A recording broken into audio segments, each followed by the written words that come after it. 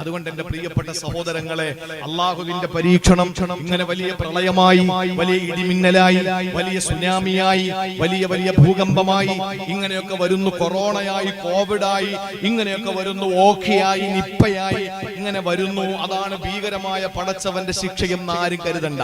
അള്ളാഹുവിന്റെ ശിക്ഷ വരാൻ ചെറിയ ചെറിയ ചില കാര്യങ്ങൾ മതി. ഒന്ന് രണ്ട് ഉദാഹരണങ്ങൾ പറഞ്ഞിട്ട് വിഷയത്തിന്റെ കാതലായ ഭാഗത്തേക്ക് നമുക്ക് മടങ്ങിപ്പോകാം.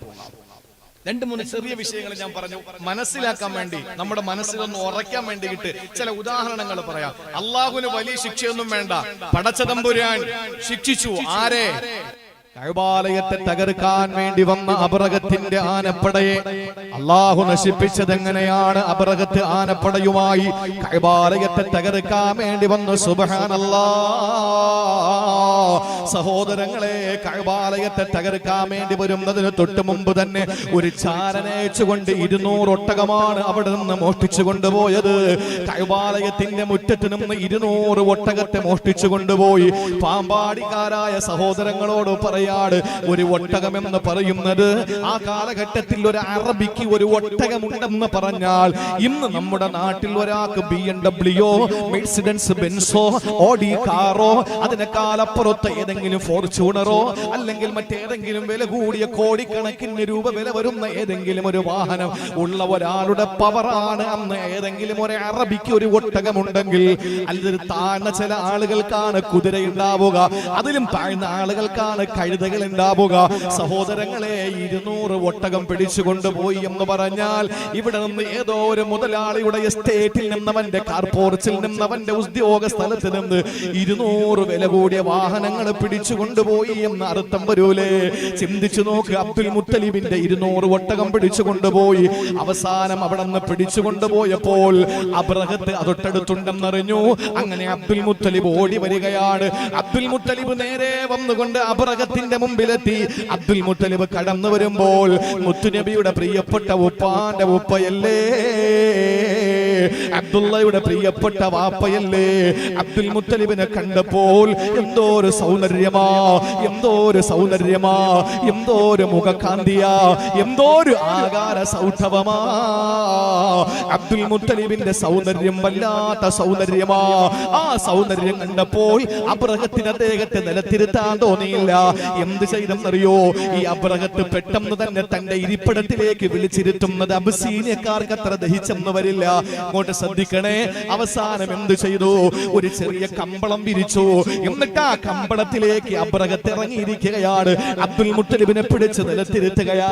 എന്നിട്ട് അദ്ദേഹത്തോട് ചോദിച്ചു, അബ്ദുൽ മുത്തലിബേ, എന്താണ് വേണ്ടത്? ഞങ്ങൾ തകർക്കാം. ഞങ്ങൾ ഒരിക്കലും നിങ്ങളോട് യുദ്ധത്തിന് വന്നതല്ല, യുദ്ധം ചെയ്യൽ ഞങ്ങളുടെ ലക്ഷ്യവുമല്ല. ഞങ്ങൾ വന്നത് ഒരിക്കലും നിങ്ങളോട് യുദ്ധം ചെയ്യാൻ വേണ്ടിയിട്ടല്ല. ഞങ്ങൾ വന്നത് കഅബാലയത്തെ തകർക്കാൻ വേണ്ടിയിട്ടാ. ഞങ്ങൾ ഉണ്ടാക്കിയ ആരാധനാലയത്തിലേക്ക് ആളുകൾ വരുന്നില്ല. അതുകൊണ്ട് എല്ലാവരും ഇവിടെയാണ് വരുന്നത്. യമനിൽ നിന്ന്, ഷാമിൽ നിന്ന്, ബസറയിൽ നിന്ന്, കൂഫയിൽ നിന്ന് എല്ലാവരും വരുന്നത് ഇവിടെ തന്നെയാണ്. അതുകൊണ്ട് ഈ വരവൊന്ന് നിർത്താൻ വേണ്ടിയിട്ട് ഞങ്ങൾ ഇതാ തീരുമാനമെടുത്തിരിക്കുന്നു. അതുകൊണ്ട് നിങ്ങൾ ഈ കഅബാലയത്തെ ഞങ്ങൾ പൊളിക്കാൻ പോകുന്നു എന്ന് പറഞ്ഞപ്പോൾ അബ്ദുൽ മുത്തലിബ് പറഞ്ഞതെന്തെന്നറിയോ? ഒന്ന് ചിന്തിക്കണേ സഹോദരങ്ങളെ, ഒരു നിമിഷം ഒന്ന് ആലോചിക്കണേ. ഈ അബ്ദുൽ മുത്തലിബ് അബ്രഹത്തിനോട് പറയുന്നു, അബ്രഹത്തെ, എന്റെ ഒട്ടകത്തെ ഇങ്ങ് തന്നെങ്കിൽ ഞാൻ അങ്ങ് പോകാമായിരുന്നു. ആ സമയത്ത് അബ്ദുൽ മുത്തലിബിനോട് അബ്രഹത്ത് പറയുന്നു, നിങ്ങളുടെ ഇബ്രാഹിമും ഇസ്മായിലും പണി കഴിപ്പിച്ച പരിശുദ്ധമായ കഅബാലയത്തെ ഞങ്ങൾ തകർക്കുമെന്ന് പറയുന്നു. ആ സമയത്ത് അബ്രഹത്തിനോട് അബ്ദുൽ മുത്തലിബ് പറയുന്നു, എന്റെ ഒട്ടകം തരുവോ, ഞാൻ അങ്ങ് പൊക്കോളാ, എന്റെ ഒട്ടകം തരുവോ, ഞാൻ അങ്ങ് പൊക്കോളാ. ആ സമയത്ത് വീണ്ടും പറഞ്ഞു അബ്രഹത്ത് പറഞ്ഞു, അബ്ദുൽ മുത്തലിബേ, ഞങ്ങൾ കഅബ ശരീഫ് പൊളിക്കാൻ വേണ്ടി വന്നവരാ. വീണ്ടും അബ്ദുൽ മുത്തലിബ് പറയുന്നു, എന്റെ ഒട്ടകം അങ്ങ് തന്നെങ്കിൽ എനിക്ക് പോകാമായിരുന്നു. അവസാനം അബ്ദുൽ മുത്തലിബിനോട് അബ്രഹത്ത് ചോദിച്ചു, എന്തേ കഅബാലയത്തെ പൊളിക്കുമെന്ന് പറഞ്ഞിട്ട് അതിന് മറുപടിയില്ല. നിങ്ങൾ പറയുന്നു എന്റെ ഒട്ടകം, എന്റെ ഒട്ടകം, എന്റെ ഒട്ടകമെന്ന്. അതുകൊണ്ട് ഞാൻ ചോദിക്കുകയാണ്, നിങ്ങൾക്ക് കഅബാലയത്തോട് കൂറൊന്നുമില്ലേ? ഈ പറയുന്ന കഅബ ശരീഫിനോട് നിങ്ങൾക്ക് ഇഷ്ടമൊന്നുമില്ലേ? ഈ ചോദ്യം അങ്ങോട്ട് ചോദിക്കുമ്പോൾ പൊന്നാര നബി തങ്ങളുടെ പ്രിയപ്പെട്ട ഉപ്പ അബ്ദുള്ളയുടെ പ്രിയപ്പെട്ട ഉപ്പ അബ്ദുൽ മുത്തലിബ് ആ അബ്രഹത്ത് എന്ന് പറയുന്ന അവിടത്തെ ആനപ്പടയുമായി കടന്നു വന്ന അബ്രഹത്തിനോട് പറഞ്ഞതെന്തെന്നറിയോ? ഒട്ടകം എന്റേതാണ്, കഅബാലയം പടച്ചവന്റേതാണ്. ഒട്ടകത്തിന്റെ കാര്യം ഞാൻ നോക്കിയാ മതിയല്ലോ, കഅബാലയത്തിന്റെ കാര്യം അവൻ തന്നെ നോക്കിക്കോളൂ. അവൻ തന്നെ നോക്കിയില്ലേ? അല്ല ചോദിക്കുന്നു, അലം തറ കൈഫ ഫഅല റബ്ബുക ബിഅസ്ഹാബിൽ ഫീൽ അലം യജ്അൽ കൈദഹും ഫീ തദ്ലീൽ വഅർസല അലൈഹിം طيرا أبابيل ترميهم بحجارة من سجيل فجعلهم كعصف مأكول. അബ്രഹത്തിന്റെ ആനപ്പടയെ അല്ലാഹു നശിപ്പിച്ചത് എങ്ങനെയാണ്? ചെറിയ ചെറിയ കിളികളെ കൊണ്ട്, കുരുവിക്കൂട്ടങ്ങളെ കൊണ്ട് അല്ലാഹു തആല നശിപ്പിച്ചു കളഞ്ഞു. എങ്ങനെയായി അവരെന്നറിയോ? കഅസ്ഫിൻ മഅകൂൽ, ചതച്ചരയ്ക്കപ്പെട്ട വക്കോൽ കൂട്ടങ്ങളെ പോലെ ആ അബ്രഹത്തും ആനപ്പടയും കൂട്ടവും നശിച്ച് നാമാവശേഷമായി മാറി. അതിന്റെ കാരണം എന്തെന്നറിയോ? പടച്ചതമ്പുരാന് കരയിലെ ഏറ്റവും വലിയ ജീവി ഏതാണ്? കരയിലെ ഏറ്റവും വലിയ ജീവി ഏതാണ്? അതങ്ങ് ആഫ്രിക്കയിലുള്ള ആളും പറയും, അങ്ങ് മൊറോക്കയിലുള്ള ആളും പറയും, അങ്ങ് എത്യോപ്യയിലെ ആളും പറയും, ഇങ്ങ് ഇന്ത്യ രാജ്യത്തെ ആളും പറയൂ. എവിടെയുമുള്ള മനുഷ്യർ പറയും ആകാശത്തിന്റെ ചുവട്ടില്, ഭൂമിയുടെ മുകളിൽ ഏറ്റവും വലിയ ജീവി ഏതാ? ദിനോസറിന്റെ കാലം കഴിഞ്ഞു പോയി. ഏറ്റവും വലിയ ജീവി എന്ന് പറയുന്നത് ആനയാണ്. ആ ഏറ്റവും വലിയ ജീവിയായ ആനപ്പടയെ മുൻനിർത്തിയിട്ട് കടന്നു വന്ന അബ്രഹത്തിനെ അല്ലാഹു നശിപ്പിക്കാൻ പടച്ച തമ്പുരാൻ മറ്റൊരാന ഇറക്കിയില്ല. അല്ലാഹു നശിപ്പിച്ചത് അല്ലാഹുവിന്റെ ഖുർആൻ പറഞ്ഞതുപോലെ ചെറിയ അബാബീൽ പക്ഷികളെ കൊണ്ടാണ്. അല്ലാഹു തആല കുരുവി കൂട്ടങ്ങളെ കൊണ്ടാണ് നശിപ്പിച്ചത്. അല്ലാഹു നശിപ്പിക്കാൻ സുനാമി വേണമെന്നില്ല. അല്ലാഹുവിനെ നശിപ്പിക്കാൻ വലിയ വലിയ ഏതെങ്കിലുമൊക്കെ പേമാരിയുടെ രൗദ്രത വേണമെന്നില്ല. അല്ലാഹുവിനെ നശിപ്പിക്കാൻ കോവിഡ് എന്ന ഭീകരമായ രോഗം വേണമെന്നില്ല. എന്തുകൊണ്ടാണ് കഅബാലയത്തെ അല്ലാഹു തആല രക്ഷപ്പെടുത്തിയത്? അബ്ദുൽ മുത്തലിബ് കഅബാലയത്തിന്റെ ആ പരിശുദ്ധമായ കഅബാലയത്തിന്റെ ചങ്ങല വലിച്ചുകൊണ്ട് കഅബാലയത്തിന്റെ മുന്നിൽ ചങ്ങല തൂക്കിയിട്ടിട്ടുണ്ടായിരുന്നു. ആ ചങ്ങല ഇങ്ങനെ പിടിച്ചു. എന്നിട്ട് അബ്ദുൽ മുത്തലിബ് പറഞ്ഞത് എന്തെന്നറിയോ? യാ റബ്ബി ലാ അർജൂലഹും സിവാക യാ റബ്ബി ഫംന മിൻഹും ഹിമാക ഇന്ന അദുവൽ ബൈതി മൻ ആദാക ഫംനഉഹും അൻ യുഖ്രിബു ഖുറാക യാ റബ്ബി ലാ അർജൂലഹും സിവാക. അവർക്കെതിരായിട്ട് എനിക്ക് നിന്നോടല്ലാതെ ചോദിക്കാൻ ആരുമില്ല പടച്ചവനെ. ഇതാരാണ് ചോദിക്കുന്നത് പറയുന്നതെന്ന് ചിന്തിക്കണേ. അബ്ദുൽ മുത്തലിബിന്റെ കാലത്താണ്. അന്ന് ഹബീബായ നബി തങ്ങൾ ഒരിക്കലും ഉദയം ചെയ്തിരുന്നില്ല. ആ കാലഘട്ടത്തിൽ അല്ലാഹുവിനോട് അബ്ദുൽ മുത്തലിബ് പറയുന്നു, എനിക്ക് നിന്നോടേ ചോദിക്കാനുള്ളൂ. കാരണം യാ റബ്ബി ഫംന മിൻഹും ഹിമാക, അവരിൽ നിന്ന് നിന്റെ പരിശുദ്ധ കഅബാലയത്തെ സംരക്ഷിക്കേണ്ടത് നീ തന്നെയാണ്. ഇന്നാ അദുവൽ ബൈതി മൻ ആദാക ഫംനഉഹും ഇൻ ഐ യുഖ്രിബു ഖുറാക. നിന്റെ പരിശുദ്ധമായ ഈ നാടിനെ നശിപ്പിക്കാൻ ഇതാ അബ്രഹത്ത് ആനപ്പടയെടുത്തുകൊണ്ട് വന്നിരിക്കുകയാ. ആനപ്പടയെ നശിപ്പിക്കണേ പടച്ചവനെ എന്നൊരൊറ്റ ദുആ അബ്ദുൽ മുത്തലിബ് അവിടെ നിന്ന് കഅബാലയത്തിന്റെ ചങ്ങല കൂട്ടങ്ങളിൽ പിടിച്ചുകൊണ്ടെന്ന് ദുആ ചെയ്തപ്പോൾ അല്ലാഹ് പറഞ്ഞു, അതിനെ അങ്ങ് നശിപ്പിച്ചു കളഞ്ഞു. സഹോദരങ്ങളെ, പടച്ചവന് ചെറിയ ചെറിയ പൈനാക്കിളികൾ മതി, ചെറിയ ചെറിയ കുരുവിക്കൂട്ടങ്ങൾ മതി, ചെറിയ ചെറിയ പക്ഷികൾ മതി. ഇതിലും മുഫസ്സിരീങ്ങൾ പറയുന്നത് ഇത് വലിയ വലിയ ചെറിയ ചെറിയ കുരുവിക്കൂട്ടങ്ങളല്ല, ചെറിയ ചെറിയ ചില ഫംഗസുകളായിരുന്നു, ചില വൈറസുകളായിരുന്നു എന്നവരെ പറയുന്നുണ്ട്. കൊതുകായിരുന്നു, ഈച്ചയായിരുന്നു വന്നതെന്നൊക്കെ പറയുന്നുണ്ട്. പോട്ടെ, ഏതായിരുന്നാലും അള്ളാന്റെ പരിശുദ്ധമായ ഖുർആനിലൂടെ അല്ലാഹ് പറഞ്ഞു, ആനപ്പടയെ നശിപ്പിച്ചത് അല്ലാഹുവിനെ ചെറിയ സൈന്യത്തെ അയച്ചുകൊണ്ടാ. ഇനി ഒരൊറ്റ സംഭവം കൂടി ഞാൻ നിങ്ങളെ ശ്രദ്ധയിൽപ്പെടുത്തുകയാണ്. മഹാനായ ആസിം റളിയല്ലാഹു തആല അൻഹു മദീനയിൽ വന്ന് കുറെ ആളുകൾ വന്നിട്ട് പറഞ്ഞു, നബിയേ, ഞങ്ങൾ ഇസ്ലാമിലേക്ക് കടന്നു വന്നവരാ, അതുകൊണ്ട് ഞങ്ങളെ ഒന്ന് ഇസ്ലാം പഠിപ്പിക്കാനും ഖുർആൻ പഠിപ്പിക്കാനും നിങ്ങൾ ആരെങ്കിലും ഒന്ന് പറഞ്ഞു വിടണേ നബിയേ. നബി സല്ലല്ലാഹു അലൈഹി വസല്ലമയുടെ മുന്നിൽ വന്നിട്ട് പറയാണ്, ഞങ്ങൾ ഇസ്ലാമിലേക്ക് കടന്നു വന്നവരാണ്, ഈ അടുത്ത സമയത്ത് ഞങ്ങൾ ഇസ്ലാം പുൽകിയവരാണ്, അതുകൊണ്ട് ഞങ്ങൾക്ക് പഠിക്കാൻ താല്പര്യമുണ്ട്. ഖുർആൻ അറിയുന്ന, തിരുവചനങ്ങൾ അറിയുന്ന ആരെയെങ്കിലും നിങ്ങളൊന്ന് വിട്ടുതരണം. അല്ലാഹുവിന്റെ ഹബീബ് 10 പേരെ വിട്ടുകൊടുത്തു. 10-ാമൻ ഖുബൈബ് ബിൻ അദി റളിയല്ലാഹു അൻഹു, 9-ാമൻ മഹാനായ ആസിം റളിയല്ലാഹു അൻഹു. 10 പേരെ വിട്ടുകൊടുത്തു. പോയി പഠിച്ചിട്ട് വരാൻ പറഞ്ഞു, പഠിപ്പിച്ചിട്ട് വരാൻ പറഞ്ഞു. മദീനത്തിൽ നബി സല്ലല്ലാഹു അലൈഹി വസല്ലം തങ്ങൾ ഇരിക്കുന്നു. 10 പേരെയും കൊണ്ടുവന്ന് തൻഈം എന്ന് പറയുന്ന ഹറമിന്റെ ബൗണ്ടറിക്ക് വെളിയിൽ, പരിശുദ്ധ കഅബ, പരിശുദ്ധ മസ്ജിദുൽ ഹറമിൽ നിന്ന് 5 കിലോമീറ്റർ ഇപ്പുറത്തുള്ള മസ്ജിദ് ആയിഷ എന്ന് പറയുന്ന, ആയിഷ പള്ളി എന്ന് പറയുന്ന പള്ളി നിലനിൽക്കുന്ന തൻഈം എന്ന് പറയുന്ന സ്ഥലത്തെത്തിയപ്പോൾ അതിന് മുമ്പ് വെച്ച് തന്നെ പല സ്ഥലങ്ങളിലും വെച്ച് പലരുമായിട്ട് ഇവർ യുദ്ധം ചെയ്തു. കാരണം ഇവർ പൊതുവിശ്വാസികളായിരുന്നില്ല, ഇവർ മനഃപൂർവ്വം വന്നിട്ട് മുസ്ലിമീങ്ങളെ ഇങ്ങനെ പറ്റിച്ച് കൊന്നുകളയാൻ വേണ്ടിയിട്ട് വന്നവരാണ്. അങ്ങനെ ഖുബൈബ് റളിയല്ലാഹുവിന്റെ കഥ പോട്ടെ, അതവിടെ നിൽക്കട്ടെ, നമ്മൾ ഒരുപാട് കേട്ടവരെ. ആസിം റളിയല്ലാഹു അൻഹുവിനെ ഇവര് ആക്രമിക്കാൻ ഒരുങ്ങി. ഒരുപാട് പിടിച്ചു നിന്നു ആസിം റളിയല്ലാഹു അൻഹു. അവസാനം ആസിം റളിയല്ലാഹു തആല അൻഹുവിനെ നിഷ്ഠൂരമായി കൊന്നു.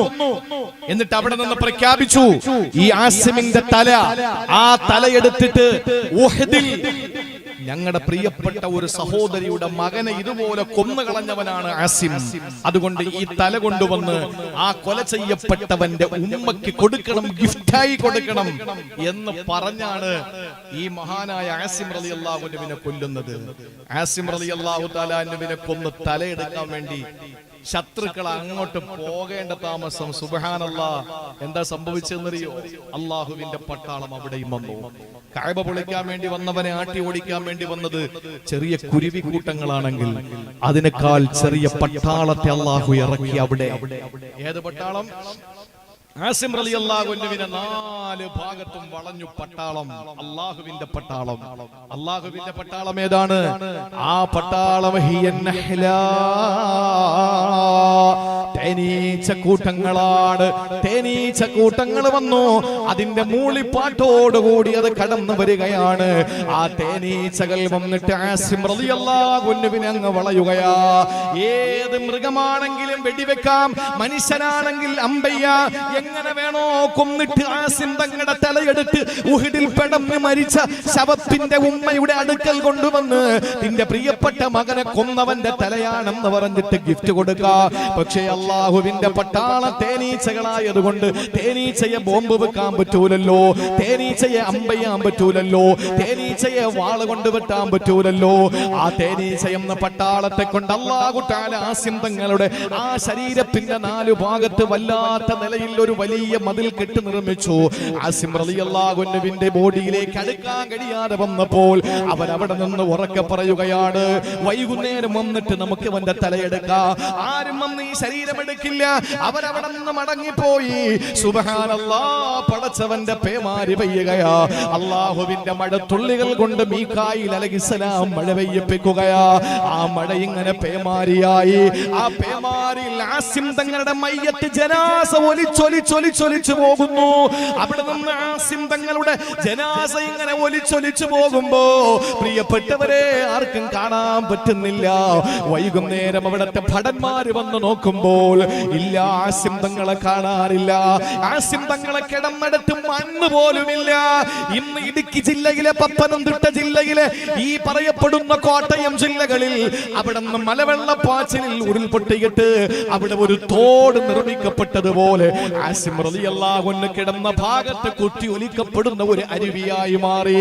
ആ മഴകൾ വന്ന്, ആ മഴ വന്ന് മഴയുടെ മഴവെള്ളത്തിന്റെ പേരിൽ മഴവെള്ളം ഇങ്ങനെ പാഞ്ഞു വന്നപ്പോൾ ആ മഴവെള്ളത്തിൽ ഇങ്ങനെ ആസിം തങ്ങളുടെ ജനാസ ഒലിച്ചു പോവുകയാണ്.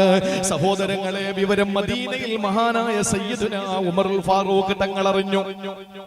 ഉമർ ഫാറൂഖ് റളിയല്ലാഹു അൻഹു അറിയുമ്പോ ഉമർ തങ്ങൾ അവിടെ നിന്ന് പ്രഖ്യാപിച്ചത് എന്തെന്നറിയോ?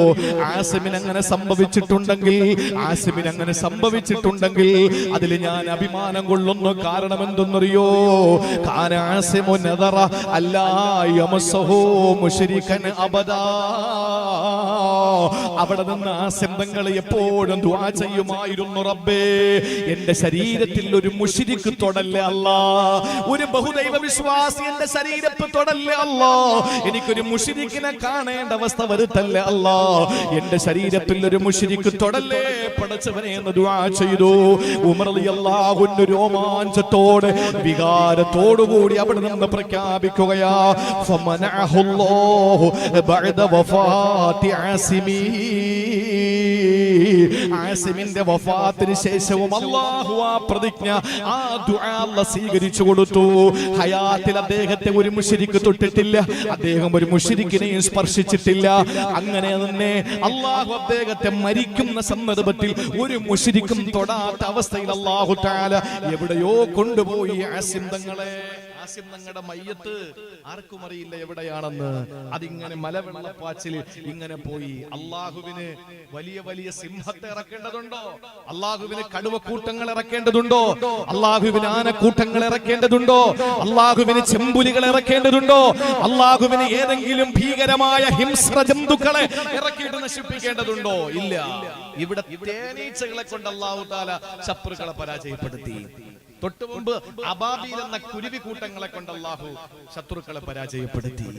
അതുകൊണ്ട് അല്ലാഹുവിന്റെ ശിക്ഷ വരുമെന്ന് പറയുമ്പോൾ അഫഅമിന അഹ്ലുൽ ഖുറാ അൻ യഅതിയഹും ബഅസുനാ ബയാതൻ വഹും നായിമൂൻ അവ അമിന അഹ്ലുൽ ഖുറാ അൻ യഅതിയഹും ബഅസുനാ ളുഹൻ വഹും യൽഅബൂൻ. അതാ നമ്മൾ പറഞ്ഞു വന്നത്. പകലും രാത്രിയിലും നമ്മൾ കളിക്കുകയും കിടക്കുകയും ചെയ്യുമ്പോൾ നമ്മുടെ ജീവിതത്തിൽ അല്ലാഹുവിന്റെ പരീക്ഷണങ്ങൾ വരില്ല എന്ന നിർഭയത്വത്തോടു കൂടി ജീവിക്കാൻ നമുക്ക് കഴിയില്ല.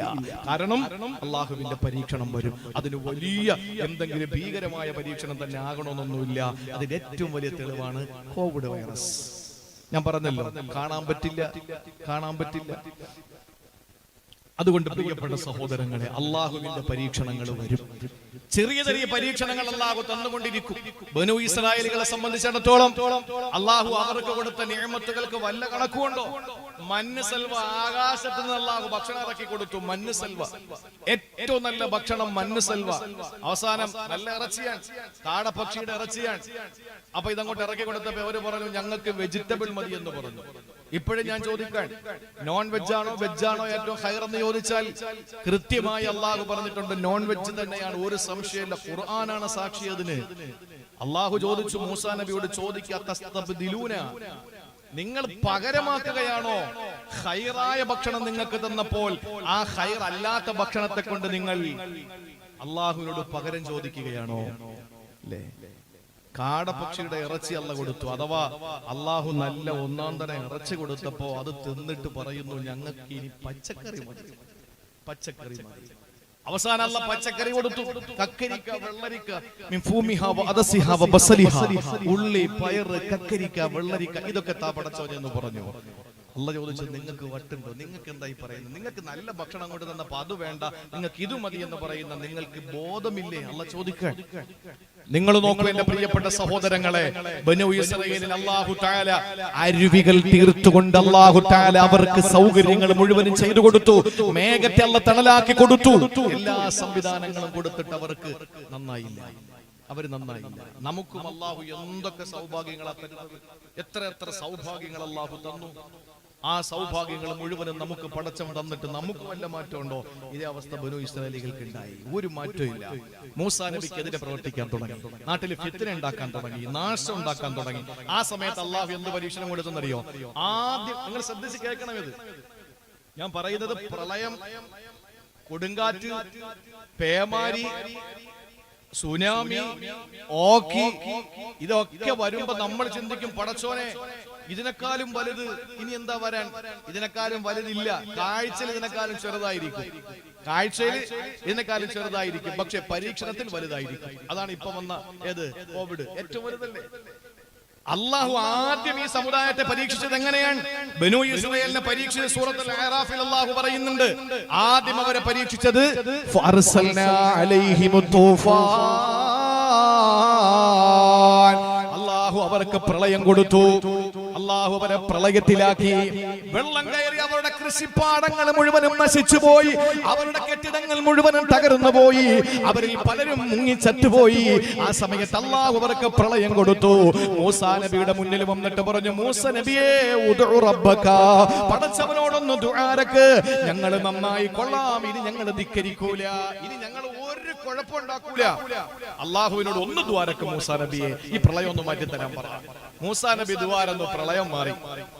മൂസാ നബി ദുആരന്നു, പ്രളയം മാറി. പണ്ട് ഹൈദർ അലി ശിഹാബ് തങ്ങൾ മലപ്പുറം ഹൈസ്കൂൾ ഗ്രൗണ്ടില് മഴയെ തേടിയുള്ള നിസ്കാരത്തിന് നേതൃത്വം നൽകി. മഴയെ തേടിയുള്ള നിസ്കാരത്തിന് നേതൃത്വം നൽകി. തിരുവനന്തപുരത്ത് പല സ്ഥലങ്ങളിലും മഴയെ തേടിയുള്ള നിസ്കാരം നടന്നു. നമ്മുടെ പനൂര് നടന്നു എന്ന് എനിക്ക് തോന്നുന്നു. അപ്പൊ പല സ്ഥലങ്ങളിലും മഴയെ തേടിയുള്ള നിസ്കാരം നടന്നു അല്ലേ? പള്ളിയിൽ എല്ലാവരും ഉണ്ട്, എല്ലാവരും ദ്വാരക്കുന്നു, പടച്ചോനെ ഞങ്ങൾക്കൊരു തുള്ളി വെള്ളം കിട്ടിയില്ലെങ്കിലും കുഴപ്പമില്ല, ഞങ്ങളുടെ കന്നുകാലിക്കെങ്കിലും ഒന്ന് വെള്ളം കിട്ടട്ടെ, ഞങ്ങളുടെ മൃഗങ്ങൾ ചത്തൊടുങ്ങാൻ പോകുന്നു, കുറച്ച് വെള്ളം കിട്ടണം പടച്ചോനെ എന്ന് ദുആ ചെയ്തു. അവസാനം മയ്യത്ത് നമസ്കാരം അല്ല മഴയെ തേടിയുള്ള നിസ്കാരം നടന്ന് ആ നമസ്കാരത്തില് ആത്മാർത്ഥമായി ദുആ ചെയ്തുകൊണ്ട് അവര് കൃത്യമായി അള്ളാഹുവിനോട് തേടി. അവസാനം എന്ത് സംഭവിച്ചു? അതുവരെ പള്ളിയിൽ കയറിയവനെ പിറ്റേന്ന് കാണാനില്ല. അപ്പൊ ചോദിച്ചു, എന്താ നീ പള്ളി വരാത്തത്? മഴയല്ലേ, പിന്നെ എങ്ങനെ പള്ളിയിൽ വരുമെന്നാ ചോദിക്കുന്നത്. ഇന്നലെ പള്ളിയിൽ കയറിയത് മഴ ഇല്ലാത്തത് കൊണ്ടാണ്. ദുആ ചെയ്ത് മഴ പെയ്തപ്പോ പിന്നെ മഴയല്ലേ, പള്ളിയിൽ എങ്ങനെ വരുമെന്ന് ഒന്ന് ചിന്തിച്ചു നോക്കി. മഴയെ തേടിയുള്ള നിസ്കാരം ഗ്രൗണ്ടിൽ ഇത്ര മണിക്ക് ഉണ്ടാവൂ എന്ന് പറഞ്ഞു. കമ്മിറ്റിക്കാരെ സംഘടിപ്പിച്ചു, ഇമാം അനൗൺസ് ചെയ്തു, എല്ലാവരും നേരെ അങ്ങോട്ട് പോയി നിസ്കരിച്ചു. ഇമാമു ദുആ, കമ്മിറ്റിക്കാർ അതിലേറെ ആത്മാർത്ഥമായി ആമീൻ പറയുന്നു. നാട്ടുകാരൊക്കെ കൂട്ടക്കരച്ചിൽ. തിരിച്ചു വന്നപ്പോ ഭയങ്കര മഴ. ആ സമയത്ത് ഇമാം അടുത്ത കടയിലോട്ട് കയറി, മോദീൻ അതിന്റെ ഒപ്പം കയറി. കമ്മിറ്റിക്കാരെ കാണുന്നിടത്തൊക്കെ കയറി നിന്നു. നോക്കുമ്പോൾ ഒരു കൊച്ചുകുട്ടി കുടയും പിടിച്ച് നേരെ റാഹത്തായിട്ട് മുമ്പോട്ട് പോകുന്നു. അവ ചോദിച്ചേട്ടാ, നീ കുട കൊണ്ടുവന്നു? ആരാ ചോദിക്കുന്നത്? ഇത് സംഘടിപ്പിച്ച് സംഘാടകർ ചോദിക്കുക, നീ കുട കൊണ്ടുവന്നു? അപ്പൊ ആ കുട്ടി പറഞ്ഞു, എനിക്കറിയാം നിങ്ങൾ ദുആ ചെയ്താൽ മഴ പെയ്യുമെന്ന്, അതുകൊണ്ട് ഞാൻ കുട കരുതി. പക്ഷെ ഇമാമിനും പള്ളി കമ്മിറ്റിക്കാർക്കും ആ ഒരു വിശ്വാസം ഇല്ല. കാരണം എന്താ? അവർക്ക് വിശ്വാസം ഉണ്ടെങ്കിൽ എല്ലാവരും ഈ രണ്ട് കുട എടുക്കൂലേ? ഞങ്ങൾ പോയി ദുആ ചെയ്ത് തിരിച്ചു വരുമ്പോ മഴ പെയ്യുമെന്ന് ഈമാൻ ഉണ്ടെങ്കിൽ രണ്ട് കുട കൈ കരുതും ഇല്ലേ? അപ്പൊ അതാണ് സംഭവം. നമ്മുടെ മനസ്സിൽ നമ്മൾ ഇപ്പൊ കാണുന്നത്, നമ്മൾ ജീവിതത്തിൽ അള്ളാഹു തരുന്ന പരീക്ഷണങ്ങളെ നാം പറയുന്നത് ഇതിലും വലുത് വരാൻ പോകുന്നു. അപ്പൊ വലുത് നമ്മൾ എന്താ ചിന്തിക്കുന്നു? വെള്ളം പൊട്ടി ഒഴുകി, ഡാം പൊട്ടി വെള്ളം വന്നു, അല്ലെങ്കിൽ ഉരുൾ പൊട്ടി, ഇതൊക്കെ ചെയ്യും. ഇനിയിപ്പോ എന്താ ഇനി പൊട്ടായിരിക്കുന്നത്? എന്തായാലും ആകാശപ്പ പൊട്ടൂല, അത് ഉറപ്പാ. സൂര്യൻ ഇപ്പോഴും വീഴാറായില്ല, അതിന് മുമ്പ് കുറെ അലാമത്തുകളുണ്ട്. അപ്പൊ ഇനിയിപ്പോ എന്താ പൊട്ടാനുള്ളത്? സുനാമി വന്നു, ഇനി അപ്പുറം എന്താ വരാനുള്ളത്? വെള്ളമല്ലേ കയറിയത്, അതിനപ്പുറം കടലിൽ വേറെ ഒന്നുമില്ലല്ലോ. എന്റെ പൊന്ന് സഹോദരങ്ങളെ, വലുതൊന്നും അള്ളാഹ്ക്ക് വേണ്ട. അതുകൊണ്ട് ഇവിടുത്തെ തർത്തീബ് നിങ്ങൾ നോക്ക്. ബനൂ ഇസ്രായേലിനെ നശിപ്പിക്കാൻ അള്ളാഹു ആദ്യം അയച്ചത് ഫഅർസൽനാ അലൈഹിമുത് തൂഫാൻ, ആദ്യം നാം അവർക്ക് പ്രളയം അയച്ചു. അങ്ങനെ പ്രളയത്തിൽ അവരെ മുക്കിക്കുന്നപ്പോൾ മൂസാ നബി അലൈഹിസ്സലാമിനോട് വന്നിട്ട് ദുആ ചെയ്യിപ്പിച്ചു. മൂസാ നബി ദുആ ചെയ്തു, അള്ളാഹു ആ പ്രളയത്തെ മാറ്റിക്കൊടുത്തു. വീണ്ടും അവര് പഴയ അവസ്ഥയിലേക്ക് പോയി, വീണ്ടും അവര് പഴയ അധപ്പതനത്തിലേക്ക് പോയി, വീണ്ടും അവര് തെമ്മാടിത്തരത്തിലേക്ക് പോയി. ആ സമയത്ത് അള്ളാഹു രണ്ടാമത് പരീക്ഷണം കൊടുക്കുന്നത് പ്രളയത്തെക്കാൾ വലുതല്ലേ കൊടുക്കേണ്ടത്? അള്ളാഹു രണ്ടാമത് കൊടുത്തതെന്തെന്നറിയോ? അള്ളാഹ് പറയുകയാണ്, വൽ ജറാദ്. അള്ളാഹു നിപ്പ കൊടുത്തു പരീക്ഷിച്ചു. അള്ളാഹു നിപ്പ കൊടുത്തു പരീക്ഷിച്ചു. നിപ്പ അതിന്നുണ്ടാവുന്നേ, നിപ്പ ഉണ്ടാവുന്നേ ഓവാൽ അല്ലേ? നിങ്ങൾ ആലോചിച്ചു നോക്കൂ. അള്ളാഹു ചില പക്ഷികളുടെ ആ പക്ഷികളിലൂടെ വൈറസ് പരത്തി. ഇപ്പോ ഇത് ബനൂ ഇസ്രായേൽ കൊടുത്ത ശിക്ഷയായിരുന്നു. എന്തായിരുന്നു? വൽ ജറാദ, വെട്ടുകിളി അല്ലാഹു തആല അവരിലേക്ക് ശിക്ഷയാക്കി ഇറക്കി കൊടുത്തു. പ്രളയത്തെക്കാൾ എന്ത് ലഘുവായ ശിക്ഷ പക്ഷെ അല്ല. അല്ല, ഈ വെട്ടുകിളി വന്ന് അവരുടെ ജീവിതത്തിലെ അവരുടെ അന്നമാകുന്ന അവരുടെ ജീവിതത്തിന്റെ സർവസ്വമാകുന്ന കൃഷിപ്പാടങ്ങളെ നശിപ്പിക്കാൻ തുടങ്ങി, ആളുകളെ കൊത്താൻ തുടങ്ങി. വെട്ടുകിളി വന്ന് എല്ലാത്തിനെയും നശിപ്പിച്ചു. സുബ്ഹാനല്ലാഹ്. മൂസാ നബിയുടെ മുന്നിൽ വന്നിട്ട് ബഹുരു ഇസ്രായേലികൾ പറഞ്ഞു, മൂസ നബിയെ ഒന്ന് ദുആരക്കോ, ഇനി ഞങ്ങൾ നന്നായിക്കൊള്ളാം, ഇനി ഞങ്ങൾ ഒരിക്കലും മോശക്കാരാവൂല, അല്ലാഹുവിനോടൊന്ന് ദുആരക്കെന്ന് പറഞ്ഞു. മൂസാ നബി അലൈഹിസ്സലാം വീണ്ടും ദുആ ചെയ്തു. അല്ലാഹു പരീക്ഷണം മാറ്റി കൊടുത്തു. പക്ഷെ കാലങ്ങൾ കഴിഞ്ഞപ്പോ വീണ്ടും ഒരു പഴയതുപോലെയായി, വീണ്ടും പഴയതുപോലെയായി. ആ സമയത്ത് അല്ലാഹു ഇറക്കി കൊടുത്തു. എന്താണെന്നറിയോ? ആദ്യം അല്ലാഹു ഇറക്കിയത് പ്രളയമാണ്, രണ്ടാമത് വെട്ടുകിളിയാണ്. നമ്മുടെ കണ്ണിൽ ആദ്യത്തേത് വലുതും രണ്ടാമത്തേത് ചെറുതുമാണ്. അല്ല, അല്ലാഹു ആദ്യം ചെറുതേ കൊടുക്കും. വലനുദീഖന്നഹും മിനൽ അദാബിൽ അദ്നാ ദൂനൽ അദാബിൽ അക്ബർ. അല്ലാഹു പറഞ്ഞത് വലനുദീഖന്നഹും, നിങ്ങളെ ഞാൻ നിശ്ചയമായും രുചിപ്പിക്കും, നിങ്ങളെ വേദനിപ്പിക്കും, നിങ്ങളെ അനുഭവിപ്പിക്കും. എന്താണ് ദൂനൽ അദാബിൽ അക്ബർ? വലിയ ശിക്ഷകൾ വരുന്നതിന് മുമ്പ് വലനുദീഖന്നഹും മിനൽ അദാബിൽ അദ്നാ, ചെറിയ ചെറിയ ശിക്ഷകൾ കൊണ്ട് നിങ്ങളെ ഞാൻ ശിക്ഷിപ്പിക്കും. ദൂനൽ അദാബിൽ അക്ബർ, വലിയ ശിക്ഷ നിങ്ങൾക്ക് വരുന്നതിന് മുമ്പ്. അപ്പൊ ആദ്യം വരുന്നത് ചെറിയ ശിക്ഷയാണെന്ന് അല്ലാഹുവാണ് പറഞ്ഞത്, നമ്മളല്ല. അതുകൊണ്ട് പ്രളയം ചെറുതാണ്. പിന്നെ അല്ലാഹു കൊടുത്തത് ജറാദ് എന്ന വെട്ടുകിളിയാണ്. ഇനി മൂന്നാമതല്ല കൊടുത്തത് എന്തെന്നറിയോ? അല്ലാഹു തന്നെ പറയുകയാണ്, വൽ ഖുമ്മല. അല്ലാഹു ചെല്ലുകളെ ഇറക്കി വിട്ടു. ചെല്ലുകൾ എന്ന് പറഞ്ഞാൽ കൃഷിപ്പാടങ്ങളിലെ കൃഷിയിടങ്ങളിലെ ചെതലുകളായി, ചെറിയ ചെറിയ ചെല്ലുകളായി. എന്നാ മനുഷ്യന്റെ ശരീരത്തിൽ അത് പേനായി. തലയിലൂടെ ഓടുന്ന പേനുണ്ടല്ലോ, ചെറിയ പേൻ. അല്ലാഹു ഇങ്ങനെ ശിക്ഷിക്കുന്നത്. ചെറിയ പേനുണ്ടല്ലോ, ആ ചെറിയ പേൻ അല്ലാഹു മനുഷ്യന്റെ, അവർക്ക് വെള്ളം കുടിക്കാൻ കഴിയുന്നില്ല. ഒരു ഗ്ലാസ് വെള്ളം എടുത്താൽ അതിൽ നിറച്ച് പേനാണ്, ചെല്ലാണ്, കൊതുകാണ്, ഈച്ചയാണ്. എല്ലാത്തിനുമുള്ള ടോട്ടലായിട്ടുള്ള കോമൺ പേരാണ് ഈ പറയുന്ന കുമ്മൽ എന്ന് പറയുന്നത്. ചെതലിനും അങ്ങനെ തന്നെയാ പറയുന്നത്. കൃഷിയിടങ്ങളിൽ ചിതല്, ചിതൽപുറ്റ്, അവിടെ വീടുകളുടെ ഇടയിൽ ചിതലുകളായി, എല്ലാം തകർന്നു വിടാൻ തുടങ്ങി. അവരിടിക്കുന്ന വെള്ളത്തിൽ ചെള്ളുകളായി, പ്രാണികളായി, അവർക്കൊന്നിനും പറ്റുന്നില്ല. ശരീരം മുഴുവനും പേനായി. ഇങ്ങനെ ഒരു പരീക്ഷണം അല്ലാഹു കൊടുത്ത് സഹിക്കാൻ പറ്റുന്നില്ല. ഒന്നാലോചിച്ച ജംഗ്ഷനിൽ ഇങ്ങനെ തലയുറഞ്ഞുകൊണ്ടിരിക്കുന്ന രംഗം ഒന്ന് ആലോചിച്ചു. അത് തലയല്ല എറിയുന്നത്, ശരീരം മുഴുവനും. അല്ലാഹു തആല ഈ പരീക്ഷണം കൊടുത്തു. എല്ലാവരും ഈ അവസ്ഥയിലായി. അവസാനം അല്ലാഹുവിനോട് ദുആ ചെയ്തതിന്റെ പടച്ചോനെ, മൂസാ നബി ദുആരന്നു, ഇവരുടെ ഇടപെടൽ. മൂസാ നബി ഒന്ന് ദുആരക്ക് മൂസാ നബി അലൈഹിസ്സലാം ദുആ ചെയ്തു, പടച്ചോനെ എന്റെ സമുദായത്തിന്റെ ഈ വിപത്തൊന്ന് മാറ്റിക്കൊടല്ല, അവരിനെ നന്നായിക്കോളും പടച്ചവനെ. ആ സമയത്ത് മൂസാ നബിയുടെ ദുആ കൊണ്ട് അല്ലാഹു ആ പേനിനെ, ചെള്ളിനെ അല്ലാഹു ഒന്ന് മാറ്റിക്കൊടുത്തു. അത് മാറ്റിയപ്പോൾ അവരുടെ ജീവിതം പഴയതിനേക്കാൾ അപ്പുറത്തേക്ക് പോയി, വീണ്ടും മോശക്കാരായി മാറി. ആ സമയത്ത് അല്ലാഹു വീണ്ടും പരീക്ഷണങ്ങൾ കൊടുക്കുകയാണ്. അതേതാണ് അടുത്ത പരീക്ഷണം എന്നറിയോ? നാലാമത്തെ പരീക്ഷണം എന്നറിയോ? വൽ ഖുമ്മല വല്ലഫാദിഅ, തവളകളെ ഇറക്കി അല്ലാഹു പരീക്ഷിച്ചു. തവളകൾ എന്ന് പറഞ്ഞാൽ അന്ന് തവളകളെ തിന്നും ആളുകൾ. അപ്പൊ ആ തവളകൾ അടുത്ത ഈ പേനിന്റെ ദുരന്തത്തെക്കാൾ ഭീകരമായ ദുരന്തമാണ്. അവര് തിന്നുമെങ്കിലും എത്രയെന്നും പറഞ്ഞ് തിന്നും. ഈ തവളകളെ ഇറക്കി അവരുടെ എന്തെങ്കിലും പാകം ചെയ്താൽ അടുപ്പിൽ നിറക്കുന്ന പാത്രം നിറച്ച തവളയായി. ഒരു തഫ്സീറുകളിൽ കാണുന്ന ഒരു കമീസ്, ഒരു കന്തൂർ എടുത്തവർക്ക് ഇടാൻ പറ്റില്ല.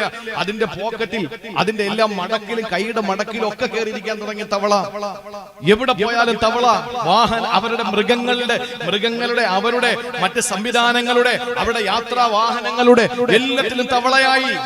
കുടിക്കാൻ പറ്റുന്നില്ല, തിന്നാൻ പറ്റുന്നില്ല. അള്ളാഹുവിന്റെ പരീക്ഷണം. കരഞ്ഞ് വീണ്ടും മൂസാ നബി എടുത്തുകൊണ്ട് പറഞ്ഞു, ഇനി ഒരിക്കലും ഞങ്ങൾ തെറ്റ് ചെയ്യില്ല മൂസാ നബിയെ, ഒന്നുകൂടി ഞങ്ങൾക്ക് ഒരു അവസരം കൊടുത്താ, ഒന്നുകൂടെ ദ്വാരക്ക. എണ്ണി വെച്ചോ എത്ര? 3 പ്രളയം, 2.5 പ്രളയമുണ്ടായി. 2 പൂർണ്ണ പ്രളയവും ഒരു ഭാഗികമായ പ്രളയവും. എന്നിട്ട് അല്ലാഹു ഓക്കി തന്നു, നിപ്പ തന്നു, വൈറസ്, ഈ കോവിഡ് തന്നു. എന്നിട്ട് നന്നായില്ല, വീണ്ടും അല്ലാഹു ഒരു പ്രളയം തന്നു. ഇങ്ങനെ ഓരോന്ന് ബനൂ ഇസ്രായേലിന് കൊടുത്തതുപോലെ നമുക്ക് തന്നുകൊണ്ടിരിക്കുക. പിന്നെ നമുക്കുള്ളൊരു ഭാഗ്യം എന്ന് പറഞ്ഞാൽ, അല്ലാഹു ഈ പരീക്ഷണങ്ങളൊക്കെ കൊടുക്കുമ്പോഴും നമ്മൾ അള്ളാഹുവിനോട് ദുആ ചെയ്യുന്നതിന് മുമ്പ് തന്നെ നമ്മൾ ആരും വലുതായിട്ട് ആത്മാർത്ഥമായി ദുആരക്കാൻ നമുക്ക് ദുആരക്കാൻ ടൈമില്ലല്ലോ. കാരണം നമ്മൾ TV ഓണാക്കി വെച്ചിരിക്കുകയാണ്. കാരണം എത്ര പേര് മരിച്ചു. പിറ കാണാൻ പോകുമ്പോൾ തന്നെ മൊബൈലിൽ നോക്കിയിട്ട് ഇങ്ങനെ കുനിഞ്ഞു നോക്കിക്കൊണ്ടിരിക്കുക. പിറ കണ്ട മലന്ന് ആകാശത്തിലെ നോക്കിയാലേ പുറ കാണോ? ഈ ദുനിയാവുള്ള മുഴുവനും മൊബൈൽ നോക്കിക്കൊണ്ടിരിക്കുക. പുറ കണ്ടെന്ന് എവിടെയെങ്കിലും ഇത് ആരെങ്കിലും ഒരാളെ മേപ്പോട്ട് നോക്കിയെന്നെങ്കിൽ കാപ്പാട് കണ്ടനെ. പക്ഷെ ഈ ജീവിതത്തിൽ നമുക്ക് അള്ളാഹു തന്ന പരീക്ഷണങ്ങൾ നമ്മുടെ പ്രിയപ്പെട്ട നാട്ടുകാര് പരിസര ജില്ലക്കാർ അനുഭവിച്ചു കൊണ്ടിരിക്കുമ്പോൾ ഒന്ന് ദുആ ചെയ്യാനും അവർക്ക് വേണ്ടി ഒന്ന് നിസ്കാരപ്പായിരിക്കാനും നമുക്ക് സമയമില്ല. നമ്മൾ നോക്കുന്ന ചാനലുകൾ മാറ്റി നോക്കുന്നു. അവിടെ എത്ര മരണം, ഇവിടെ എത്ര മരണം നോക്കിയിരിക്കുന്നു. പക്ഷേ നമ്മളെ ദുആയൊന്നും ഇല്ലാതെ അള്ളാഹു താല ടെസ്റ്റ് ഡോസുകൾ നടത്തി നമ്മളെ അള്ളാഹു താല ഒന്ന് ശുദ്ധീകരിച്ച് റബ്ബ് നമ്മളെ രക്ഷപ്പെടുത്തിക്കൊണ്ടിരിക്കുകയാണ്. അതുകൊണ്ടാണ് നമ്മൾ വീണ്ടും ഇവിടെ ഒരുമിച്ച് കൂടിയത്. കോവിഡൊക്കെ വന്നപ്പോൾ ആരെങ്കിലും കരുതിയോ ഇനി ഇങ്ങനെ ഒരു ഒരുമിച്ച് കൂടൽ? നമ്മളൊക്കെ ചിന്തിച്ച അള്ളാഹ് ഇനി എല്ലാവരും മരിക്കാൻ, നമ്മളെല്ലാരും മരിച്ചു പോകും എന്ന് പറഞ്ഞിട്ട് എല്ലാവരും ആ ഒരു തയ്യാറെടുപ്പിലായിരുന്നു. പക്ഷെ ഈ അവസ്ഥയിൽ വീണ്ടും നമ്മൾ വഅലിന്റെ മജ്‌ലിസുകൾ സജീവമാകുന്നു. നിങ്ങൾ ആലോചിച്ച് നോക്കൂ, അള്ളാഹു തന്ന നിഅമത്താണ്. ആരുടെയൊക്കെയോ ദുആ, ആരുടെയൊക്കെയോ പടച്ചവന്റെ മുന്നിൽ കൈനീട്ടിയുള്ള ആത്മാർത്ഥമായ ദുആ, മുൻഗാമികളുടെ നമ്മുടെ ദുആ, ആ ദുആയുടെ ഫലം നമ്മുടെ നാടും അങ്ങനെ തന്നെ. കെ അബ്ദുൽ കരീം ഉസ്താദ് ഒക്കെ നമ്മുടെ നാടിന് വേണ്ടിയിട്ട് ദുആ ചെയ്തു പോയ ആ ഒരു ദുആയാണ് അൽഹംദുലില്ലാ നമ്മൾ ഇപ്പോഴും നിന്നു പോകുന്നത്. വരുന്ന ബുധനാഴ്ച ഉസ്താദിന്റെ ആണ്ടാണ്. 14 വർഷം 2007 ബഹുമാനപ്പെട്ട ശൈഖുന കെഎം അബ്ദുൽ കരീം ഉസ്താദ് എന്ന് പറയുന്ന നമ്മുടെ ഒക്കെ ദർസിൽ ഉസ്താദ്, ബഹുമാനപ്പെട്ട നമ്മുടെ മഹാനായ ആ ശൈഖുന, അദ്ദേഹം ഈ ലോകത്തോട് വിട പറഞ്ഞു പോയി. നമുക്ക് അതിലപ്പുറം നമുക്കും ഇപ്പോഴും ആ നഷ്ടത്തിന്റെ കഥകൾ, ആ നഷ്ടത്തിന്റെ ആ വേദന നമുക്ക് ഇപ്പോഴും മനസ്സിലായിട്ടില്ല. പക്ഷേ നാളിതുവരെ നമ്മൾ ആ ഖബർ സിയാറത്ത് ചെയ്യും, നമ്മൾ അവിടെ കൂടും, നമ്മൾ കുറച്ച് ദിക്ർ ചൊല്ലും, ദുആ ചെയ്യും, എന്നിട്ട് നമ്മൾ പിരിയും. നമ്മുടെ മനസ്സിൽ ഇന്നും അബ്ദുൽ കരീം ഉസ്താദ് മറഞ്ഞിട്ടില്ല. നമ്മുടെ വീടുകളിൽ ഒരിക്കലും ദർസിലെ ഉസ്താദ് മാഞ്ഞു പോയിട്ടില്ല.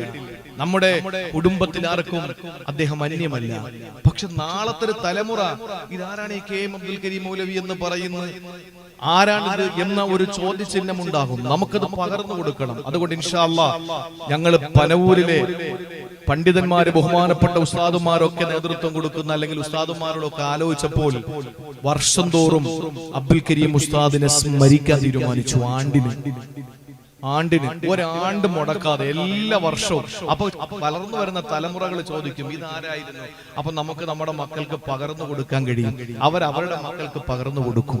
അബ്ദുൽ കരീം ഉസ്താദിന്റെ ആത്മാർത്ഥമായ ദുആയ ഇന്ന് നമ്മൾ ഈ നാടിൽ കാണുന്ന നാഗരികത, നമ്മുടെ ഈ പരിശുദ്ധമായ ദീനിന്റെ പരിപാവനമായ നമ്മുടെ ഈ അനുഗ്രഹീതമായ നമ്മുടെ ഈ എല്ലാ പ്രോജ്വലതകളും, ഈ പ്രഭയും, ഈ പ്രസരിപ്പും, ഈ പ്രൗഢിയും, ഈ പ്രസിദ്ധിയും, ഈ പ്രശസ്തിയും, ഇതൊക്കെയും ബഹുമാനമുള്ള നമ്മുടെ പ്രിയപ്പെട്ട ഉലമാക്കൾ നമുക്ക് സമ്മാനമായി തന്നിട്ട് പോയതാണ്. അല്ലാതെ ഇപ്പോൾ ഉള്ള നമ്മൾ ആരുടെയും എടുക്കൊണ്ടൊന്നുമല്ല ഈ പനവൂരിന് ഈ പ്രൗഢി ഒന്നും ഉണ്ടായത്. അതുകൊണ്ട് സ്മരിക്കണം. ബുധനാഴ്ച എന്റെ ശബ്ദം കേൾക്കുന്ന എല്ലാ സഹോദരങ്ങളും ബുധനാഴ്ച ഓരോ ഫാത്തിഹ യാസീൻ കഴിയുമെങ്കിൽ ഓതുക. കഴിയണമല്ലോ, നമുക്ക് നമ്മുടെ നേതാവിന് അല്ലെങ്കിൽ നമ്മുടെ നാട്ടിലെ നായകന് വേണ്ടി ഓതാൻ പറ്റിയില്ലേ പിന്നെ ആരൊക്കെ ഓതാൻ പറ്റുക? എല്ലാവരും നിർബന്ധമായി ഈ വരുന്ന ബുധനാഴ്ച ബഹുമാനപ്പെട്ട ഉസ്താദിന്റെ 14ാമത്തെ ആണ്ടാണ്. ഒരു യാസീൻ ഓതി, ഒരു ഫാത്തിഹ ഓതി നമ്മൾ ഉസ്താദിന് വേണ്ടി ഹദിയ ചെയ്യണം. പാമ്പാടിയിലെ ഇന്ന ആള് എനിക്കൊരു ഫാത്തിഹ തന്നു അല്ലെങ്കിൽ എനിക്ക് വേണ്ടി ഒരു ഫാത്തിഹ ഓതി എന്ന് ബഹുമാനപ്പെട്ട ഉസ്താദ് ഖബറിൽ കിടന്ന് ചിന്തിക്കുമ്പോൾ നമ്മുടെ നാടിന് ഇനിയും മഹാനവറുകളുടെ ദുആ ഉണ്ടാവും. ഖബറിൽ കിടന്ന് നമുക്ക് വേണ്ടി ദുആരൊക്കെ, ഇതൊക്കെ ഹദീസാണ്. അതൊക്കെ പറഞ്ഞ നമ്മുടെ വിഷയത്തിൽ നിന്ന് കാട് കയറി പോകും, പനയേട്ടം മനത്തിൽ കൂടെ കയറി പോകും. അതുകൊണ്ട് തൽക്കാലം ഞാൻ ആ വിഷയങ്ങളെ പറ്റി പറയുന്നില്ല. അതുകൊണ്ട് പ്രിയപ്പെട്ട സഹോദരങ്ങളെ, വരുന്ന വ്യാഴാഴ്ച അന്ന് ആണ്ടും ഉസ്താദിന്റെ പിന്നെ ആണ്ടും ദുആയും ഒക്കെ ആയതുകൊണ്ട് പിറ്റേന്ന് വ്യാഴാഴ്ച വെള്ളിയാഴ്ച രാവിലെ ഇൻഷാ അല്ലാഹ് ആ ഫ്ലക്സ് ആണ് ബഹുമാനപ്പെട്ട പണ്ഡിതന്മാർ ഇവിടെ കൊണ്ടുവന്നിട്ടുള്ളത്. ബഹുമാനപ്പെട്ട അബ്ദുൽ കരീം ഉസ്താദിന് സാമൂഹിക വിഷയങ്ങളിലൊക്കെ ഇടപെട്ടു. ഇവിടുത്തെ നബിദിനാഘോഷങ്ങൾ, നബിദിന യാത്രകൾ, ഇതുപോലുള്ള കളർ ബൾബുകൾ, ഇതുപോലുള്ള കൊടിതോരണങ്ങൾ, ഇതുപോലെ ദാനിച്ചിട്ടിരിക്കുന്ന പൂപ്പന്തലുകൾ, പനവൂരിനെ മുഴുവനും വെള്ള പൂപ്പന്തലിലും പച്ചപ്പൂപ്പന്തലിലും ഒക്കെ ആക്കി നിർവൃതിയിലാക്കിയ ബഹുമാനപ്പെട്ട കെ അബ്ദുൽ കരീം ഉസ്താദ് നാടിന്റെ എല്ലാ ഉന്നമനത്തിന് മുമ്പന്തിയിലായിരുന്നു. നമ്മുടെ നാട്ടുകാരനാണോ? ഇടുക്കി ജില്ലക്കാരനായ ആ ബഹുമാനപ്പെട്ട ഉസ്താദ് നമ്മുടെ നാട്ടിൽ വന്ന് നമ്മുടെ നാടിന് നാഗരികത ഉണ്ടാക്കി, നല്ല ഒരു ഭാവി ഉണ്ടാക്കിയിട്ട് പോയി. ആ മഹാനുഭാവനെ ആദ്യമായി ഉസ്താദിന്റെ പേരിൽ പ്രഥമ പുരസ്കാരം, ഇന്ന് ആ പുരസ്കാരം ഏറ്റുവാങ്ങാൻ ഏറ്റവും യോഗ്യനായ ഉസ്താദിന്റെ ജില്ലക്കാരനായ തൊടുപുഴക്കാരനായ കാളിയാർ VH അലിയാർ മൗലവി, ഇന്ന് സാമ്രാജ്യത്വ ശക്തികൾക്കും ഫാസിസ്റ്റ് ദുശക്തികൾക്കും ഒക്കെ പേടി സ്വപ്നമായി ഇന്ന് നവമാധ്യമങ്ങളിൽ നിറഞ്ഞ സാന്നിധ്യമായ VH അലിയാർ മൗലവി, അദ്ദേഹം ആ പുരസ്കാരം ഏറ്റുവാങ്ങും. ഇന്ന് പനൂര് ജീവിച്ചിരിക്കുന്ന ഏറ്റവും സീനിയർ സിറ്റിസനായ നമ്മുടെ പ്രിയപ്പെട്ട അഭിബന്ധനായ ഗുരുനാഥൻ പുലിപ്പാറ സുലൈമാൻ ഉസ്താദ് നൽകും.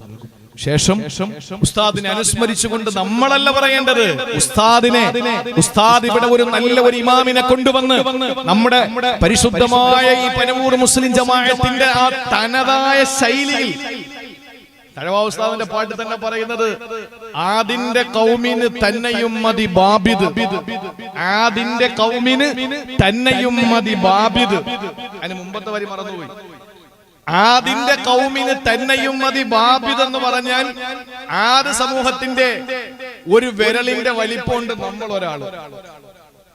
നമ്മൾ ഒരാള് ആദ് സമൂഹത്തിന്റെ ഒരു വിരലിന്റെ വലിപ്പമേ ഉള്ളൂ. അപ്പൊ ആദ് സമൂഹത്തിൽപ്പെട്ട ഒരാള് പനവൂര് വന്നാൽ പോലും അവർക്ക് കയറാൻ പറ്റുന്ന വാതിലാണ് പനവൂര് പള്ളിക്കുള്ളതെന്ന് വർഷങ്ങൾക്ക് മുമ്പുള്ള കഥയായി പറയുന്നത്. ഇപ്പോഴും ആ പള്ളി തന്നെയല്ലേ? അപ്പൊ അത്രയും വലിയ വലിപ്പമുള്ള ആ പള്ളിയിലത്തേക്ക് ഒത്ത ഒരു ഇമാമിനെ തന്നെ കൊണ്ടുവന്നു ജനാബ് കടക്കൽ അബ്ദുർ റഷീദ് മൗലവി. ഞാൻ ആദ്യമായി എനിക്കൊരു വെള്ള പേപ്പറിൽ കറുത്ത മഷി കൊണ്ട് പ്രസംഗം എഴുതുന്ന, ഞാൻ ഇങ്ങനെ പ്രഭാഷണം പഠിച്ച് മദ്രസയിൽ പ്രസംഗം പഠിച്ചത് ബഹുമാനപ്പെട്ട കടക്കൽ അബ്ദുർ റഷീദ് ഉസ്താദ് പഠിപ്പിച്ചു തന്ന പ്രഭാഷണമാണ്. അപ്പൊ ബഹുമാനപ്പെട്ട ഉസ്താദിനെ ഇവിടെ കൊണ്ടുവന്നു അബ്ദുൽ കരീം ഉസ്താദാണ്. ആ ഉസ്താദ് അനുസ്മരിച്ചുകൊണ്ട് 1 മണിക്കൂർ നല്ല ഭംഗിയായി പ്രസംഗിക്കും നമ്മുടെ പുത്തമ്പള്ളി ജംഗ്ഷൻ. ആ പുത്തമ്പള്ളി ജംഗ്ഷനിൽ ഇൻഷാ അല്ലാഹ് വരുന്ന വ്യാഴാഴ്ച എല്ലാവരും കൃത്യമായി അസർ നമസ്കാരത്തിന് ബഹുമാനപ്പെട്ട ഉസ്താദിന്റെ ഖബർ കൂട്ട സിയാറത്തോടു കൂടി ആരംഭിച്ച് ഇഷ അല്ലെങ്കിൽ ഒരു 9 മണി വരെ നീണ്ടു നിൽക്കുന്ന പരിപാടിയിൽ പാമ്പാടിയിലെ മുഴുവൻ സഹോദരങ്ങളെയും ഞാൻ എൻ്റെ ഒരു സംഘാടകൻ എന്നുള്ള നിലയ്ക്ക് നിങ്ങളെ ക്ഷണിക്കാണ്. അള്ളാഹു മനസ്സിലാക്കാനുള്ള തൗഫീക്ക് തരട്ടെ. അപ്പൊ ആരുടെയോ ദുആ കൊണ്ട്, ആരുടെയോ പ്രാർത്ഥന കൊണ്ട് അള്ളാഹു നമുക്ക് വലിയ ഒരു സൗഭാഗ്യം തന്ന് നമ്മളെ രക്ഷപ്പെടുത്തി വെച്ചിരിക്കുകയാണ്. സഹോദരങ്ങളെ, അള്ളാഹു ബനൂ ഇസ്രായേലികൾക്ക് ശിക്ഷ കൊടുത്തു. അത് തവളകളായിരുന്നു. ആ തവളകൾ അള്ളാഹു ശിക്ഷയായി ഇറക്കിയപ്പോൾ മൂസാ നബിയുടെ മുമ്പിൽ വന്നിട്ട് പറഞ്ഞു, മൂസ നബിയേ ദുആ ചെയ്യണേ, മൂസ നബിയേ ദുആ ഇറക്കണേ, ഇനി ഞങ്ങൾ തെറ്റ് ചെയ്യില്ല. അവസാനം അല്ലാഹു ഒരവസരം അവർക്കല്ല കൊടുത്ത ശിക്ഷ എന്തെന്നറിയോ? അള്ളാഹു ഒടുക്കത്തെ ശിക്ഷ അങ്ങോട്ട് കൊടുത്തു. ഈ ഒടുക്കത്തെ ശിക്ഷ ഏതെന്നറിയോ? നമ്മൾ പറയുമല്ലോ രക്തം കണ്ടു എന്ന് പറയുമല്ലോ. എല്ലാത്തിന്റെയും അവസാന രക്തമല്ലേ? രക്തം കണ്ടു എന്ന് പറയുന്ന അവസ്ഥയിൽ അള്ളാഹു ആ പരീക്ഷണത്തെ അങ്ങനെ തന്നെ കൊടുത്തു. പിന്നെ അള്ളാഹു കൊടുത്തത് രക്തമാണ്. ശരീരത്തിൽ നിന്ന് രക്തം ഇങ്ങനെ ഒലിച്ചിറങ്ങാൻ തുടങ്ങി. മാത്രമല്ല, കുടിക്കാൻ ഒരു ഗ്ലാസ് വെള്ളമെടുത്താൽ അതിൽ രക്തമായി. വസ്ത്രം ധരിക്കാൻ പറ്റുന്നില്ല, മുഴുവനും ബ്ലഡാണ്. ആളുകൾക്ക് ഇങ്ങനെ ബ്ലീഡിങ്ങിന് പുറത്ത് ആളുകളുടെ ശരീരത്തിൽ മാത്രമല്ല, അവർ കുടിക്കാൻ വേണ്ടി ഒരു ഗ്ലാസ് വെള്ളമെടുക്കുന്നു. പക്ഷെ ഒന്ന് നിങ്ങൾ അറിയണേ, ഈ ശിക്ഷ ഇത്രയും കൊടുത്തപ്പോൾ ധിക്കാരികൾക്ക് മാത്രമാണല്ല ശിക്ഷ കൊടുത്തത്. മൂസാ നബിയുടെ ജനതയായ മൂസാ നബിയെ കൊണ്ട് വിശ്വസിക്കുന്ന സമൂഹത്തിനുള്ള ശിക്ഷ കൊടുത്തില്ല. അവസാനം കുടിക്കാൻ ഒരു ഗ്ലാസ് വെള്ളമെടുത്തപ്പോൾ മുഴുവനും ബ്ലഡാണ്. അതുകൊണ്ട് എങ്ങനെ കുടിക്കും? അതുകൊണ്ട് കുടിക്കാൻ പറ്റാത്ത അവസ്ഥ വന്നപ്പോൾ അപ്പുറത്ത് മൂസാ നബിയുടെ കൗമിൽപ്പെട്ട ഒരു പെണ്ണിനോട് അവിടത്തെ ശിക്ഷ ഏറ്റുവാങ്ങേണ്ടി വന്ന ഒരു പെണ്ണ് പറഞ്ഞു, എനിക്ക് വല്ലാതെ ദാഹിക്കുകയാണ്, എനിക്ക് വെള്ളം കുടിച്ചേ മതിയാവുകയുള്ളൂ, അതുകൊണ്ട് കുറച്ച് വെള്ളം എനിക്ക് തരുവോ? അവൾ ഒരു ഗ്ലാസ് വെള്ളം എടുത്തപ്പോൾ അത് വെള്ളം തന്നെയാണ്. പക്ഷെ ഈ പെണ്ണിന്റെ കയ്യിലേക്ക് അങ്ങ് കൊടുത്തപ്പോ ആ വെള്ളം അതാ രക്തമായി മാറുകയാണ്. അവസാനം ഇനി എന്താ ചെയ്യുക? തൊണ്ട പൊട്ടിക്കീറുന്നു. വെള്ളം വല്ലാത്ത ദാഹിച്ച് പൈതാകമടക്കാൻ ജലപാനം നടത്താൻ കഴിയാതെ വിഷമിക്കുമ്പോ ഈ പെണ്ണ് പറഞ്ഞു, പെണ്ണേ നീ ഒന്ന് കുടിക്കേ, എന്നിട്ട് നിന്റെ വായിൽ നീ ആ വെള്ളം കൊള്ളു, എന്നിട്ട് ആ വായിൽ കൊണ്ട വെള്ളമുണ്ടല്ലോ എന്റെ ചുണ്ടിലോട്ടും ഒഴിച്ചു തരുമോ? സുബ്ഹാനല്ലാഹ്, മൂസാ നബിയെ കൊണ്ട് വിശ്വസിച്ച സാലിഹത്തായ പെണ്ണ് വാം നിറച്ചു വെള്ളം കൊണ്ടു. എന്നിട്ട് ഒരു ചുംബനം കൊടുക്കും പോലെ ഈ പെണ്ണിനെ ചുണ്ടിലേക്ക് ചേർത്ത് വെച്ചിട്ട് അവളെ ചുണ്ടിലേക്ക് ഇങ്ങനെ പാസ് ചെയ്തു കൊടുത്തു. പക്ഷേ ആ മുസ്ലിമത്തായ മൂസാ നബിയെ കൊണ്ട് വിശ്വസിച്ച സ്ത്രീയുടെ വായിൽ കിടക്കുമ്പോൾ ശുദ്ധവെള്ളം നേരെ അപ്പുറത്തെ പെണ്ണിന്റെ വായിലേക്ക് പാസ് ചെയ്യപ്പെടുമ്പോൾ അത് രക്തമായി മാറുന്നു. അല്ലാഹ് പറയുന്നു, ആയാതിൻ മുഫസ്സലാ, കൃത്യമായി ശിക്ഷകൾ, ദൃഷ്ടാന്തങ്ങൾ അവർക്ക് ഞാൻ കൊടുത്തുകൊണ്ടിരുന്നു. എന്നിട്ടും അവരുടെ അവസ്ഥ എന്തായി? ഫസ്തക്ബറൂ വകാനൂ ഖൗമൻ മുജ്രിമീൻ. അവര് തെമ്മാടികളായി, അഹങ്കാരികളായി അവര് മാറിക്കൊണ്ടേയിരുന്നു എന്ന് അള്ളാന്റെ പരിശുദ്ധ ഖുർആൻ സൂറത്തുൽ അഅറാഫിലൂടെ അള്ളാഹ് പരിചയപ്പെടുത്തുമ്പോൾ എന്നെ കേൾക്കുന്ന എന്റെ പ്രിയപ്പെട്ട സഹോദരങ്ങളെ, എന്റെ സഹോദരിമാരെ, അള്ളാന്റെ പരിശുദ്ധ ഖുർആനെ മുറുകെ പിടിച്ച് ഏത് രാത്രിയും കിടന്നുറങ്ങുമ്പോ എന്റെ റബ്ബിന്റെ ശിക്ഷ വരും. അതെന്റെ വീട്ടിന്റെ മുകളിൽ ആഞ്ഞിലില്ലല്ലോ പടച്ചോനെ, അതല്ലെങ്കിൽ എന്റെ വീട്ടിന്റെ മുകളിൽ ഉരുളൻ കല്ലുകളില്ലല്ലോ പടച്ചോനെ, എന്റെ വീടിന്റെ ഏതെങ്കിലും ഭാഗത്ത് അലറി വിളിക്കുന്ന സാഗരങ്ങളില്ലല്ലോ പടച്ചോനെ, എന്റെ വീട് ഏതെങ്കിലും ഹിംസ്ര ജന്തുക്കൾ വരാൻ സാധ്യതയുള്ള ഒരു പ്രദേശത്തല്ലല്ലോ പടച്ചോനെ. ഇതൊന്നും ചിന്തിക്കണ്ട. ഒരു ചെള്ളുമതി മോനെ, ഒരു തവള മതി മോനെ, ഒരു ചെറിയ പ്രാണി മതി മോനെ, ഒരു തുള്ളി ബ്ലഡ് മതി മോനെ നിന്നെ അല്ലാഹ് പരീക്ഷിക്കാൻ. അതുകൊണ്ട് ഇനിയെങ്കിലും നമ്മൾ അല്ലാഹുവിന്റെ റുബൂബിയത്തിനെ മനസ്സിലാക്കിയിട്ട്, അവന്റെ ഉലൂഹിയത്തിനെ മനസ്സിലാക്കിയിട്ട്, അവന്റെ വഹ്ദാനിയത്തിനെ മനസ്സിലാക്കിയിട്ട്, അവന്റെ ഏകത്വത്തെ അംഗീകരിച്ചുകൊണ്ട്, മുസ്തഫ നബിയുടെ റിസാലത്തിനെയും നുബുവ്വത്തിനെയും അംഗീകരിച്ചുകൊണ്ട്, അവിടുത്തെ വ്യക്തി പ്രഭാവത്തെ അംഗീകരിച്ചുകൊണ്ട്, അവിടുത്തെ അസാധാരണത്വത്തെ അംഗീകരിച്ചുകൊണ്ട്, അവിടുത്തെ അല്ലാഹുവിന്റെ ഹബീബിന്റെ അപദാനങ്ങൾ പാടിയും പറഞ്ഞും നമ്മുടെ ജീവിതത്തെ ഏറ്റവും ധന്യമായ അവസ്ഥയിലേക്ക് കൊണ്ടുപോവുക. അല്ലാഹു നമുക്കതിനുള്ള തൗഫീക്ക് നൽകി അനുഗ്രഹിക്കുമാറാവട്ടെ. ഇതുപോലുള്ള പ്രകൃതി ദുരന്തങ്ങൾ കേൾക്കുമ്പോൾ നമുക്ക് പറയാൻ പറ്റുന്ന ഒരു ചെറിയ ദുആ ഉണ്ട്. അത് ഇന്നത്തെ ദിവസത്തിന്റെ പ്രസംഗത്തിന്റെ സമ്മാനമായി എന്റെ പ്രിയപ്പെട്ട സഹോദരങ്ങളോട് പങ്കുവെക്കുകയാണ്. അല്ലാഹു മുറുകെ പിടിക്കാനുള്ള തൗഫീക്ക് നൽകട്ടെ.